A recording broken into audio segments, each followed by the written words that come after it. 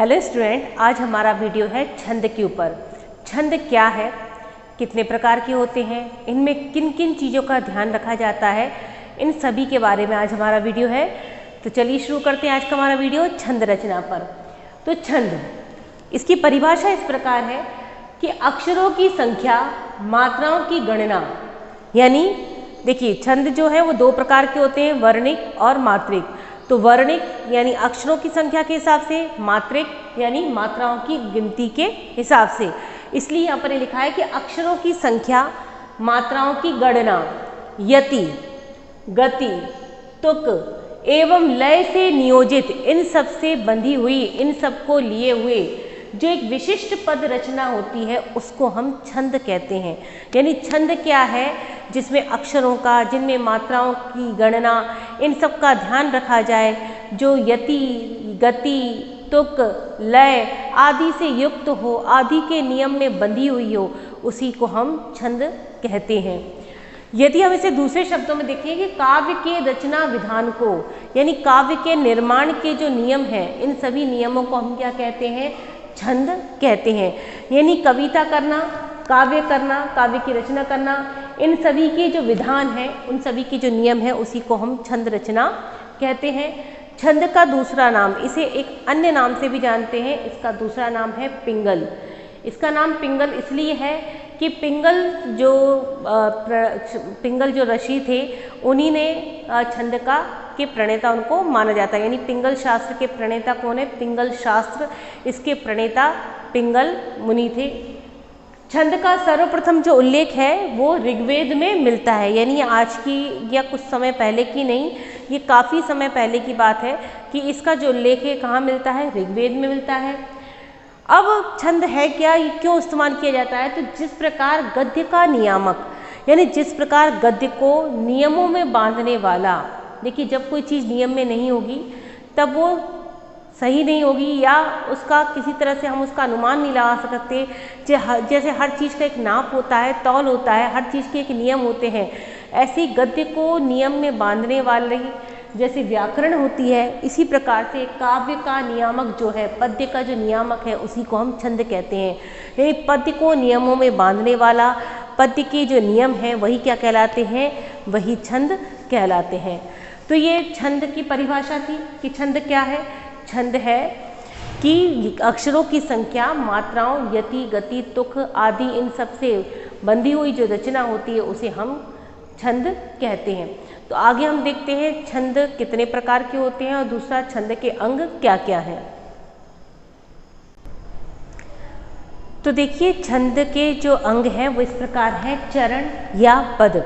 इसे हम चरण भी बोलते हैं और पद भी बोलते हैं। ये कैसे हैं, छंदों में प्रायः 4 चरण होते हैं। छंदों में कितने चरण होते हैं, छंदों में प्रायः 4 चरण होते हैं। पहले और तीसरे चरण को विषम, दूसरे और चौथे चरण को सम कहते हैं। यानी जैसे कोई दोहा 2 लाइन का भी है तो उसमें कितने चरण होंगे, 4 चरण होंगे। पहला चरण और तीसरा चरण इसे हम विषम बोलेंगे, और जो दूसरा चरण होगा और जो चौथा चरण होगा इसे हम सम चरण या सम पद बोलेंगे। तो जब हम इसे दोहे वगैरह को समझाएंगे तभी आपको आगे ये बात बताई जाएगी कि कहाँ से कहाँ तक का, यानी जहाँ पर यति होती है, जहाँ हम विराम लेते हैं, तो विराम तक का एक चरण या एक पद या एक पाद मान लिया जाता है, उसके आगे का दूसरा, पूर्ण विराम तक का दूसरा। इस तरह पहले और तीसरे चरण को विषम कहते हैं, दूसरे और चौथे चरण को हम सम कहते हैं। फिर है वर्ण और मात्रा। अब हम जो वर्णिक छंद है इसमें हम किसकी गिनती करते हैं, वर्णों की गिनती करते हैं। जो मात्रिक छंद होते हैं इसमें हम मात्राओं की गणना करते हैं।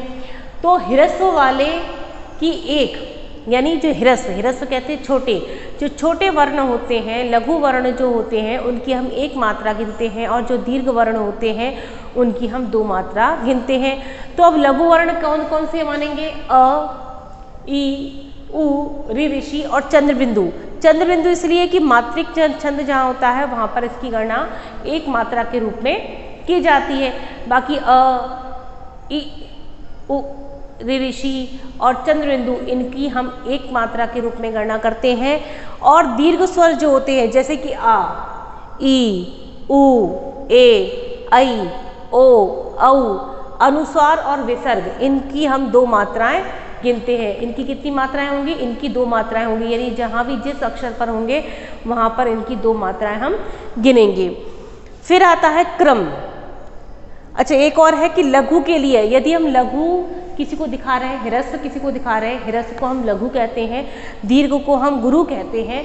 तो ह्रस्व यानी लघु, दीर्घ यानी गुरु को दर्शाने के लिए, इनकी मात्राओं को दर्शाने के लिए किन चिन्हों का इस्तेमाल किया जाता है? तो लघु के लिए 1 और गुरु के लिए ये इस तरह का जो चिन्ह है इसका प्रयोग किया जाता है। ये अंग्रेजी के एस जैसा दिखाई देता है। फिर आता है क्रम। किसी भी छंद को लिखने के लिए वर्णों और मात्राओं का एक निश्चित क्रम होता है। हम मात्रिक छंद की जब रचना करते हैं तब उनमें मात्राओं का एक निश्चित क्रम होता है। जब हम वर्णिक छंद की रचना करते हैं तब उसमें वर्णों का, उनके गण का एक अलग महत्व होता है, उसी के अनुसार उनकी रचना की जाती है। आगे है गति। गति मतलब प्रवाह, वेग। किसी भी छंद को पढ़ते समय एक विशेष प्रकार का जो प्रवाह होता है उसे हम गति कहते हैं। देखिए, अलग अलग रस की जो कविताएं हैं वो अलग अलग तरह से पढ़ी जाती हैं। उनको पढ़ने का, उनको उच्चारित करने का जो प्रवाह है, जो रफ्तार है, जो स्पीड है, जो वेग है, उसी को हम क्या कहते हैं? उसी को हम गति कहते हैं। तो इसके आगे भी हम देखते हैं छंद के जो अंग हैं। आगे जो छंद का अंग है वह है यति। यति का अर्थ है ठहरना, रुकना या विराम लेना। तो काव्य को या कविता को पढ़ते समय हम जहाँ पर ठहरते हैं, कभी हम थोड़ा ठहरते हैं, कभी हम ज़्यादा ठहरते हैं, यानी कहीं पर हम कुछ क्षण का विराम लेते हैं, कहीं हम अधिक क्षण का विराम लेते हैं। तो वो जो विराम है वही क्या कहलाता है? वही हमारा यति कहलाता है। तो काव्य का उच्चारण करते समय, उसको पढ़ते समय जिस स्थान पर हम ठहरते हैं, जिस स्थान पर हम रुकते हैं, उसी को हम यति कहते हैं। और यति को हम जो प्रयोग हो ना, उसको इस कॉमा के द्वारा या पूर्ण विराम के द्वारा हम उसे दर्शाते हैं। तो यति हुआ काव्य या छंद को पढ़ते समय विराम जहाँ लिया जाता है उसी जगह को हम उसी जगह को हम यति कहते हैं। आगे है तुक। तुक क्या है? तो कविता के अंत में, काव्य छंद के अंत में जो एक समान उच्चारित होने वाले जो वर्ण आते हैं या उससे निकलने वाली जो समान ध्वनि होती है उसी को हम तुक कहते हैं।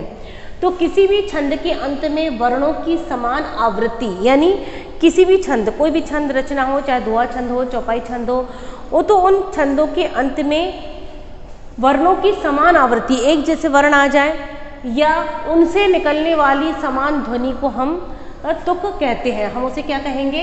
हम उसे तुक, यहाँ पर तुक है, उसे हम तुक कहते हैं। आगे आता है लय। गति और यति के समुचित प्रयोग से छंद में जो गुण उत्पन्न होता है, देखिए गति, प्रवाह, वेग। जब किसी काव्य को या जब किसी छंद को पढ़ा जाता है तो उसका एक वेग होता है, प्रवाह होता है। वीर रस की कविता अलग प्रवाह से पढ़ी जाती है और जो श्रृंगार रस उसकी अलग प्रवाह से पढ़ी जाती है। तो गति और यति का जो समुचित प्रयोग है उसमें प्रयोग से छंद में जो गुण उत्पन्न होता है, यानी जो लयात्मकता आती है, वही लयात्मकता क्या होती है? छंद उसे हम लय कहते हैं। तो इसको हम क्या कहेंगे? इसको हम यहाँ पर लय कहते हैं। तो गति और यति से सबके समुचित प्रयोग से छंद में जो गुण उत्पन्न होता है उसी को हम लय कहते हैं। आगे देखिए, छंद के जो अंग है वो है यति। यति का अर्थ है ठहरना, रुकना या विराम लेना। तो छंद को पढ़ते समय, काव्य को पढ़ते समय हम जिस स्थान पर विराम लेते हैं, जिस स्थान पर रुकते हैं, उसी को हम क्या कहते हैं? उसी को हम यति कहते हैं। अब ये विराम हम कहीं पर कुछ क्षण के लिए लेते हैं, कुछ अधिक समय के लिए लेते हैं, तो ये ठहरना या रुकना यही क्या कहलाता है? यही हमारा यति कहलाता है। तो यति जो है, यति यानी किसी छंद को पढ़ते समय हम बीच में कहीं बहुत और तो कहीं अधिक थोड़ा बहुत रुकते हैं या विराम लेते हैं, क्योंकि किसी भी भाषा के भाव या विचार को पूर्णतः समझने के लिए हमें उस भाषा के विराम चिन्हों की आवश्यकता पड़ती है। बिना विराम चिन्हों के प्रयोग किए किसी भी भाव या विचार का अर्थ इसे अनर्थ हो जाता है, यानी हम विराम चिन्ह का प्रयोग नहीं करेंगे तो वो सही से अर्थ नहीं निकलेगा, बल्कि उसका क्या हो जाएगा? अनर्थ हो जाएगा। यदि हम बिना रुके, बिना ठहरे किसी बात को बोलते गए तो वहाँ जहाँ पर हम रुकते हैं उसी को हम क्या कहते हैं? यति कहते हैं। इस यति को हम या तो इस कोमा के द्वारा या इस पूर्ण विराम के द्वारा ही दर्शाते हैं। फिर आता है तुक। तुक किसी भी छंद के अंत में वर्णों की समान आवृत्ति या समान ध्वनि को, यानी वर्णों की समान आवृत्ति हो या तो छंद के अंत में, या समान आवृत्ति के कारण उनसे जो उच्चारित ध्वनि है, जो समान ध्वनि निकल रही है, इसी को हम तुक कहते हैं। तुक क्या है? किसी काव्य को पढ़ते समय, किसी छंद को पढ़ते समय छंद के अंत में, काव्य के अंत में जो समान तुक वाले, जो समान जो वर्ण की आवृत्ति हो, एक जैसे वर्ण आ जाएं, या उनकी जो निकलने वाली ध्वनि हो, उन वर्णों से निकलने वाली जो ध्वनि है वो एक जैसी हो, तो इसे हम तुक कहते हैं। अब आता है लय।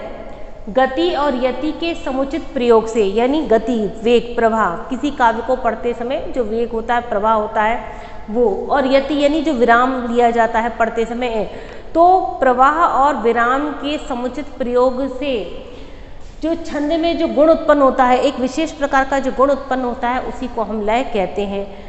तो लय क्या है? गति और यति से उत्पन्न जो गुण है वही क्या कहलाता है? लय कहलाता है।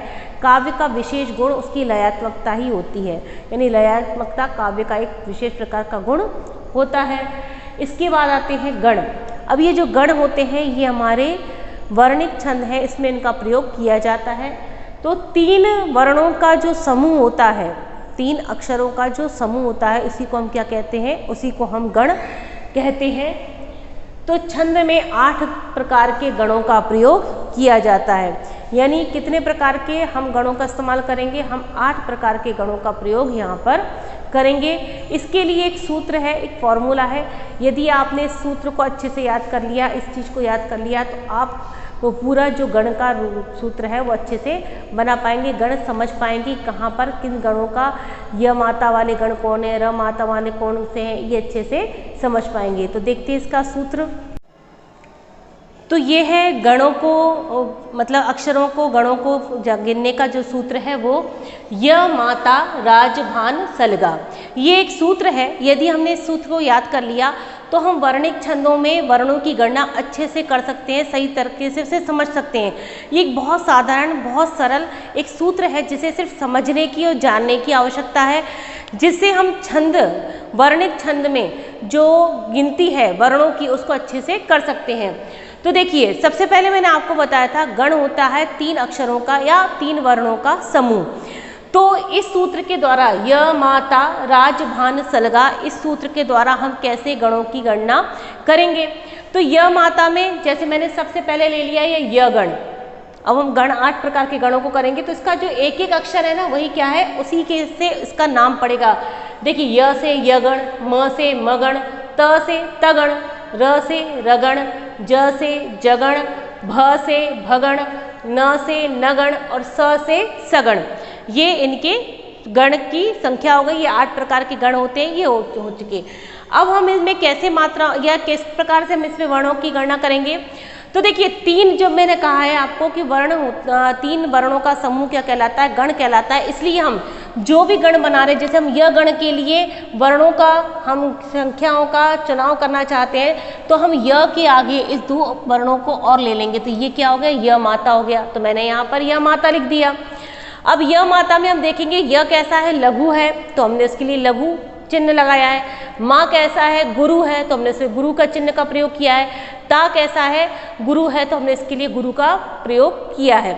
तो जहाँ पर य गण आएंगे, यानी जिस छंद में य गण आएगा, जैसे कहीं होता है यहाँ पर 5 य गण होते हैं, 3 य गण होते हैं, तो वो जो य गण होंगे ना, उनमें पहला जो वर्ण है वो लघु होगा, दूसरा और तीसरा कैसा होगा? दीर्घ होगा। इस तरह से वहाँ पर 5 या 6 या 8 य गण आएंगे। अगला हम देखें म गण। म गण में म लिख लिया, फिर गण लिख लिया। अब इसके म के आगे हम चले तो 2 और ले लेंगे, माँ तारा। मैंने 2 और वर्णों को लिया है, तो मैंने लिख लिया माँ तारा। माँ तारा में माँ कैसा है? गुरु है, ता गुरु है, रा गुरु है। तो यहाँ पर सारे गुरु वर्ण आएंगे। यानी जब किसी छंद में म गण का प्रयोग होगा तो वहाँ पर सारे जो वर्ण हैं वो कैसे होंगे? वो सारे के सारे वर्ण गुरु वर्ण होंगे, यानी बड़े वर्ण होंगे। फिर आता है तगण। तगण के लिए यदि हम चलें आगे, तो तगण जब हम बनाएंगे तो इसके लिए कैसे हम सूत्र बनाएंगे, कैसे हम उसका नियम देखेंगे? तो देखें, तगण तो इस त को मैंने लिखा यहाँ पर त गण में। अब इसके आगे के दो वर्ण और ले लिए, तो ये कौन से हैं दो वर्ण, रा और ज, तो यहाँ पर बन गया ताराज। अब ताराज से यदि हम इसे गणों का देखें तो ता गुरु है, रा गुरु है, ज लघु है, तो कैसा हो गया, ताराज में पहला वर्ण दीर्घ होगा, गुरु होगा, दूसरा गुरु होगा और तीसरा जो होगा वो कैसा होगा, वो आपका लघु होगा। यानी तीन वर्णों का जो समूह होगा उन तीन वर्णों में पहला और दूसरा गुरु वर्ण होंगे और तीसरा आपका लघु वर्ण होगा। फिर आता है हमारा र गण। र गण में हमने देखिए र लिख लिया, गण लिख लिया, इसके आगे तीन अक्षरों को लेकर, दो अक्षरों को लेकर चलेंगे तो राज भा, राज भा आ गया। रा में रा गुरु है, ज लघु है, भा गुरु है, तो इसका जो सूत्र बन गया वो हो गया गुरु, लघु और गुरु। यानी इनमें कैसे होंगे, जहाँ पर भी र गण का प्रयोग होगा, जिस छंद में हम कहेंगे इतने र गण हैं, तो वहाँ पर कैसा होगा, पहला वर्ण गुरु, दूसरा लघु और तीसरा फिर से गुरु आएगा। फिर आता है जगण।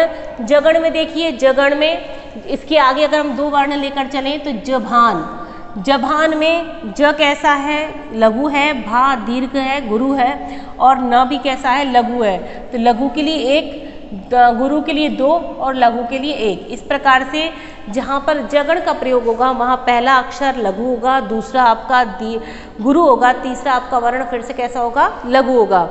इसके बाद आते हैं भगण। भगण में कैसा है, भा न स, ये तीन है। भानस, भानस में देखिए भा कैसा है, भा दीर्घ है, न लघु है और स भी कैसा है, यहाँ पर लघु है। इसी प्रकार के न गण आया। नगण जहाँ पर भी प्रयोग होगा वहाँ पर इसके आगे के तीन वर्ण हम लेकर चलेंगे, तो नगण में जब हम आगे के तीन वर्ण लेके चलेंगे, न स ल, नसल यानी तीनों वर्ण कैसे होंगे, नसल में तीनों वर्ण यहाँ पर लघु ही आएंगे। यानी जहाँ भी जिस छंद में न गण का प्रयोग होगा, हम कहेंगे यहाँ पर नगण है, तो नगण होंगे तो वहाँ पर सारे जो वर्ण हैं, सारे जो अक्षर है वो कैसे होंगे, वो सारे के सारे अक्षर लघु ही होंगे। इसके बाद आता है आखिरी सगण। सगण में जैसे ये है, तो इसका हमने आखिरी के दो अक्षर ले लिए आगे के, तो दो ही अक्षर बचे, स ल गा। स लगा में स कैसा है, लघु है, तो लघु लगाया हमने, ल कैसा है, लघु है तो लघु है, और गा कैसा है, दीर्घ है, इसलिए हमने यहाँ पर दीर्घ गुरु चिन्ह का इस्तेमाल किया है। यानी जहाँ भी सगण आएंगे, वर्णिक छंदों में जहाँ भी सगण का प्रयोग होगा वहाँ पहला अक्षर लघु, दूसरा अक्षर लघु और जो तीसरा यानी अंतिम अक्षर मानेंगे हम उसे, वो होगा हमारा दीर्घ। तो जब हम वर्णिक छंदों की गणना करेंगे, हम वर्णों को गिनेंगे, तब हम इन्हीं के हिसाब से चलते हैं। वहाँ पर यही लिखा जाता है कि उक्त छंद में इतने नगण, इतने जगण या इतने तगण का प्रयोग हुआ है। तो जितने भी नगण या तगण या जगण होते हैं तब हमें देखना होता है उनका सूत्र किस हिसाब से चलता है। इस हिसाब से मान लो मैंने कहा कि, तो यहाँ पर हम देखते हैं कि जैसे हमने कहा कि यहाँ पर 8 तगण है या 7 तगण है, तो तगण में हम देखेंगे कि ताराज इसका सूत्र था। ताराज में पहला और दूसरा जो वर्ण है वो कैसा होगा, दीर्घ होगा, गुरु होगा, और जो तीसरा वर्ण है वो कैसा होगा, लघु होगा। ये हमें बिल्कुल दिमाग में उस समय बैठा रहेगा। तो ये था वर्णिक छंदों को गिनने की जो सूत्र है, जो नियम है, वो यहाँ पर बताया। आज आपको इस वीडियो में मैंने छंद किसे कहते हैं, छंद की क्या परिभाषा है, छंद के जो अंग हैं वो कितने हैं, और वर्णिक छंद को गिनने का जो सूत्र है, जो फॉर्मूला है, वो यहाँ पर आपको बताया। आशा है आपको आज का वीडियो समझ में आया होगा। जय हिंद।